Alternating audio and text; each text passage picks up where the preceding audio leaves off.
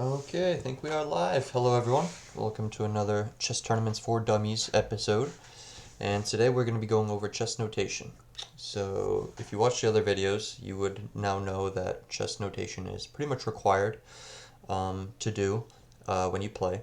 And the reason as to why it's required, as opposed to just recommended, is that if there were ever to be a dispute between you and another opponent, and these don't necessarily occur on purpose. Sometimes they are legitimate accidents where pieces are like moved or someone forgets whose turn it was. If there was like a clock mishap or whatever, then what you do is you call over a TD and they will be able to sort things out by looking at the two different sets of game notation that occurred.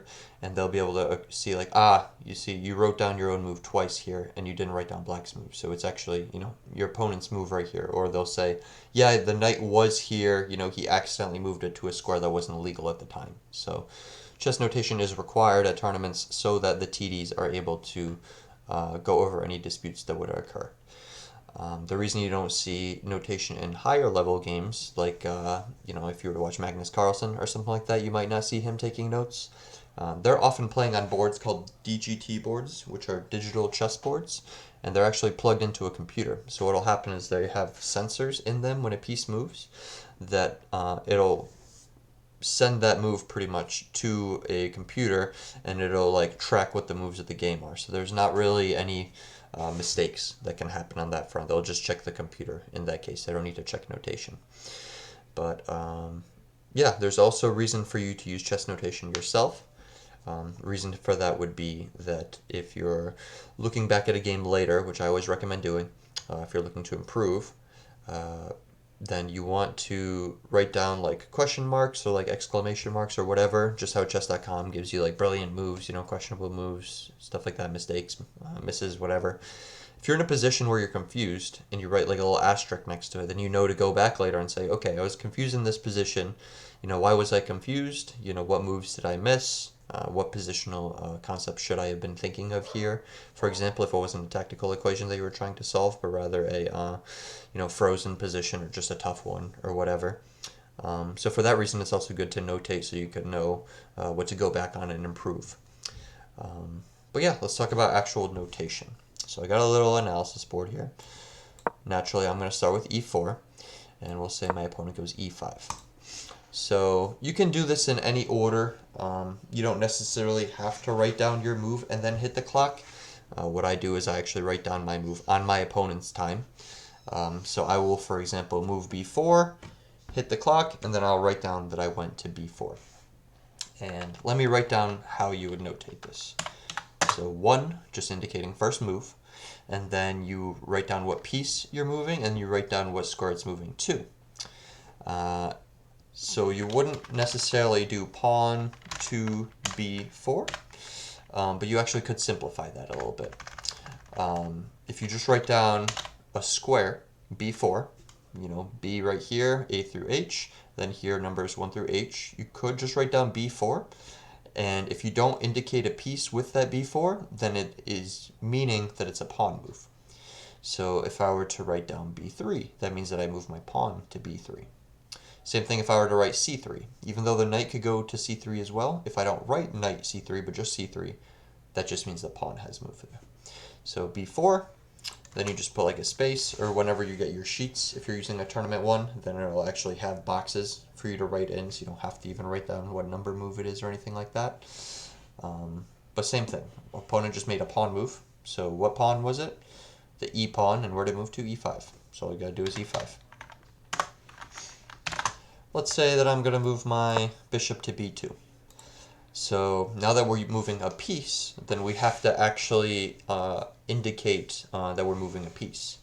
So we're going to write bishop, just B for bishop, capital B. So capital B, bishop, and then the square 1, 2. So bishop b2. And let's say my opponent goes here. So again, knight will indicate with an N, and I know knight is spelled with a K, like knight in shining armor, whatever. It's supposed to be a K, however, there's also a king on the board, and obviously king starts with K, so knight takes on the letter N. So it would be knight, and then same thing, the square, c6. Okay. I'm just going to make a few moves real quick, and we're just going to pretend that there were a few moves that were made, whatever, just to show an example.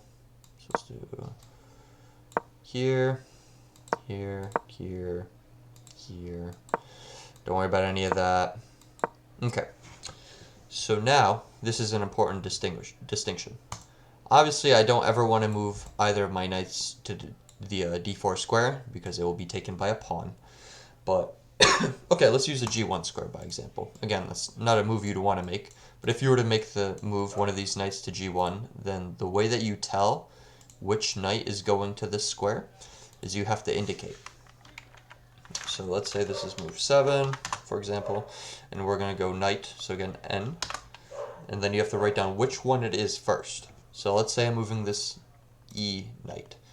You could do it a few ways. You could just do knight E to G1. You could do knight E2 to G1. Either or will work because you'll know that it's the knight that is on E that is going to G1. However, there may be a situation, let me make a few more BS moves. Boom, boom, boom, boom. Let's say we're going to this square now. If you were to just write E, knight E to G3, then again, you don't know which one it is. So I always tell people just get in the habit of writing down the complete square that the piece was on before it gets there. So in this case, it would be knight E2 that wants to go to G3. So let's go over another way. Let's say the knight wants to capture B4. Make a move. Boom. So we got H3 for me, the pawn move to H3. And then we have the knight taking B4. So yes, it would make sense if you were to just write down knight to B4. Yes, I mean the knight is now on the B4 square. That's not incorrect. However, if there's a piece that is capturing to get there, you want to indicate that with an X. So knight X as in takes, and then you would write down the square, so B4. And this doesn't matter whether you are taking a pawn, doesn't matter if you're taking a queen, doesn't matter if you're taking a rook. If you're taking a piece, you just indicate with X and then the square that it's taking. Let's say we get something cool like, I'm going to make a few more BS moves real quick. Boom. Boom. Boom. Boom. So, here, obviously people know that en passant exists. Same thing. You would just write down, let's say this is move 9, for example. So he went G4. And then all you would do is just X and then G3. You don't have to write down what took G3 because it was a pawn, obviously. But all you need to do is pawn takes and then the square that it took on. So it actually captured on the G3 square. Let's say that we arrive at a situation like, I don't know. I'm going to make another situation real quick to demonstrate this. Let's say something like this happens. So now if this pawn, either of these were to take on E4, again, if you just wrote down takes on E4, you wouldn't know which pawn has taken. So you need to clarify. So you could do Fx E4 or you could do Dx E4. It's not going to be a scenario ever really when, actually I guess there could be a scenario where there's two pawns that are both going to be here and either could take that. For example, if you have like an en passant that occurs. No, I guess that really couldn't happen. Oh well. So yeah, just write down, Fx E4, or you could write down Dx, what's it called, E4. But now let's say that we get a check that comes into the equation. How would you indicate check? You would indicate with that with a plus. So you would go queen, Q for queen, N for knight, B for bishop, R for rook. Queen, the square that I went to, H5. And then the check would go afterwards. So if you take a piece that goes before the square, if you are checking someone, that goes after the square that you're going on. Now let's say that both occurred. let's say that this occurred. How would you write that down now? That would be queen takes h5, and then a plus for check. So you pretty much write down everything that occurred. So there was a capture, it was a queen that moved, it went to the h5 square, and it checked the king. Now let's view this situation.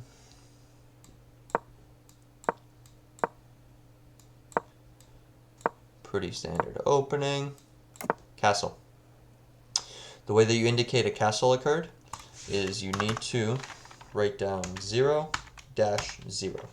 And what that indicates is that the king crossed over 2 squares to castle. So whenever you see 0-0, that means that the king castled. If you ever see 0-0-0, that just means the king castled, but it castled queenside.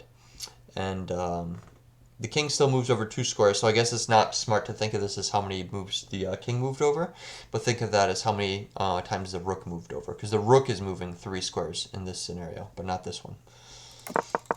So if you were to get the, a similar thing,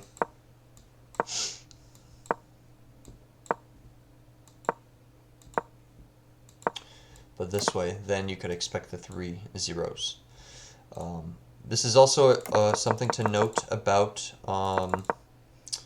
tournament games. You cannot just move either piece when you're castling. You have to move the king first. Because if you move the rook to d1, yes, that would be how a castle would work. However, just how with onchess.com, if you were to move the rook to d1, they would not move the king. They would consider that you're just moving your rook to d1. So same thing, tournaments are touch move. So you have to move your king first and move it to c1. And then that indicates that you are castling. So you know almost everything now. You know how to indicate a piece is moving. You know how to indicate when you capture a piece. You know how to indicate when a check is made. You know pretty much everything now when it comes to notation. The one thing that I did not tell you yet is perhaps the least important, because this is at the end of the game. But let's say, for example, that you checkmate someone. You would notate that by queen. Obviously, we just took the f7 square, so it takes f7. And then you checked him, and you also checkmated him. So you would just put 2 pluses. And obviously, it doesn't matter at that point. Like I said, notation is in case there's any kind of disputes that you can show the arbiter, or so you could go back and learn. Obviously, you know when a checkmate occurs that a checkmate occurred, so it doesn't really matter. But just a cool thing to know. If there's ever a stalemate, then what I would do, is just write 1/2, 1/2, and that kind of just indicates that a stalemate was reached. But there's, again, nothing super official that needs to be done for that. It's like that last move that occurs. There are going to be situations in tournaments where people resign before you can checkmate them or before you reach a stalemate. So whenever that occurs, what I do is in the next available square is I'll just write down like white resigns, or I'll write down black resigns, or I'll write down like draw agreed. Just something to let me know what occurred at that point in the game and where it occurred. You don't need to do this again. Towards the last few moves, it doesn't really matter. Notation also doesn't really matter when you're reaching like the final 10 minutes of a tournament, and sometimes they have like an official time when you can stop notating. For some places it's like 5 minutes, for some places it's after you played a certain amount of moves. That's not really common though. Normally it's going to be like a 5-minute warning or something, just because it does take a lot of time to notate. But yeah, that's pretty much how you notate games. Notation has changed a lot in history. They used to actually label these things after their relative position to the king. So they would say like, oh, the king's pawn, or the queen's rook, or they would like talk about pieces in that fashion. But modern day, this is the most common way of notating. Everyone understands this. I believe that I'm going to open this up full screen. Yeah. So if I slide this over here, sorry if that's too small to see, but they pretty much notate the same way. Pawn move right here, a6. They use the little piece pictures instead of just writing down like, you know, Q for queen or N for knight or whatever. You're obviously not going to be drawing a little ornate queen or whatever, like really nice when you're in a tournament. But yeah, here they indicate checkmate with just the pound sign.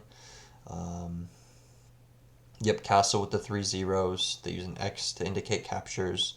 So chess.com is very similar to what a tournament would be like. Yeah, see here, they do indicate that it was the F pawn that took on G3. They didn't need to, because again, that's the only pawn that could take on G3, but they noted it anyway. And it's not bad practice to have, you know, just to ease any confusion. You know, I'm one of those players who probably should be a little more strict with his notating, because I will eventually make a mistake, like I'll just do knight captures G3. And then I'll keep making my notes. And then later in the night, when I go over my game, I'm just like, well, shit, there's 2 knights right there. You know, which one did I move? And yeah, I'll probably remember which one I moved. But if it's like 40 moves in the game or something like that, I might not remember which knight moved in a certain scenario. And then I can't track the game anymore. Or I'll like keep going through the game and I'm like, well, wait, how can a knight possibly move here? You know, I just took there. Whereas I would have taken with the other knight. So hope that wasn't too boring. Hope that helped anyone who does, you know, look forward to doing some tournament moves or just knowing how to notate. Even if you're someone who's like running a chess club or something like that, if you're wanting to be a director yourself or just like a chaperone or just, you know, anything like that, or if you want to go over your children's games, you know, whatever the situation may be, now you should know not only how to, you know, make your own notes, but how to read notes as well. Because a big part of learning chess is also reading chess books, and soon I will be putting out, you know, some guides and stuff that I'll put together, and I'm going to be using chess notation, so you want to be able to read that, obviously. As you can see, it's not that difficult. I wouldn't even say it takes a while to learn. You probably all know this already, but just a good skill to have. But yeah, thank you for watching.